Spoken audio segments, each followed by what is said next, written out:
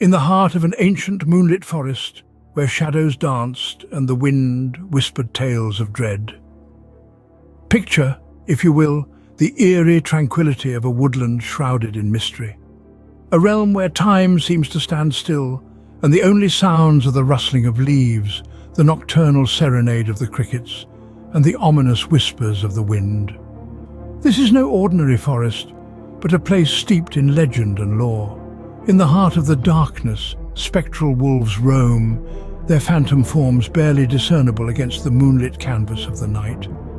Their mournful howls echo through the stillness, a haunting melody that sends shivers down the spine of even the bravest soul. The locals, bound by a mixture of fear and respect, speak in hushed tones of these spectral beasts and the woods they inhabit. And so it was on a night much like this. A stranger dared to venture into the heart of the whispering woods. Cloaked in mystery, a stranger arrived in the village, his eyes reflecting a curiosity that bordered on recklessness. A man of peculiar fascination, he was drawn not to the charm of the village, but to its spectral wolves, creatures whispered of in hushed tones, their phantasmal presence more myth than reality. Bearing an air of academic interest, he engaged the villagers in riveting discussions, his inquiries probing the lore of the spectral wolves. The villagers, their faces etched with concern, offered words of caution. They recounted tales of eerie howls piercing the silence of night, of ominous shadows darting through the moonlit woods, of the chilling fear that clung to the village like a shroud. But he dismissed their fears, their fervent warnings as mere superstition, the product of simple minds. He saw no truth in their tales, only fascinating folklore. Unheeding of the warnings, the stranger, armed with nothing but his courage, set off into the woods, under a sky that ominously mirrored his intent. As the stranger ventured deeper, the whispers of the woods grew louder, a symphony of dread that chilled his marrow. Each step he took seemed to echo back at him, the trees themselves murmuring their disapproval. His heart pounded in his chest like a frightened rabbit, the echo of the locals' warnings ringing in his ears.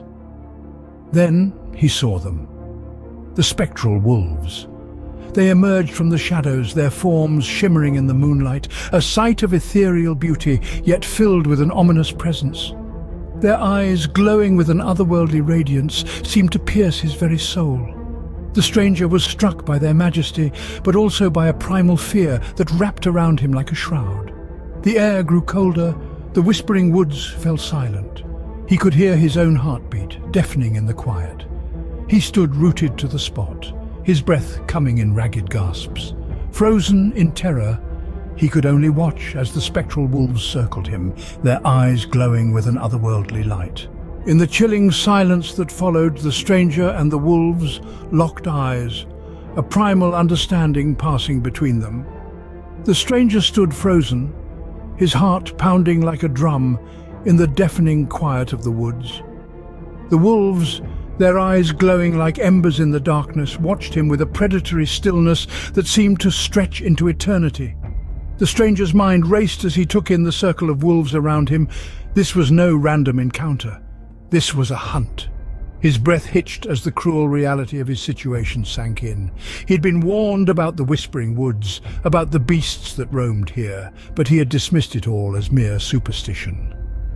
How he wished he had listened. The wolves' eyes never wavered from him, their gaze as cold and unfeeling as the winter wind. The tension was palpable, a tangible force that gripped the stranger and held him in its icy grasp. And then, in the blink of an eye, they lunged. The stranger's scream echoed through the whispering woods, a chilling testament to his fate. Or was it?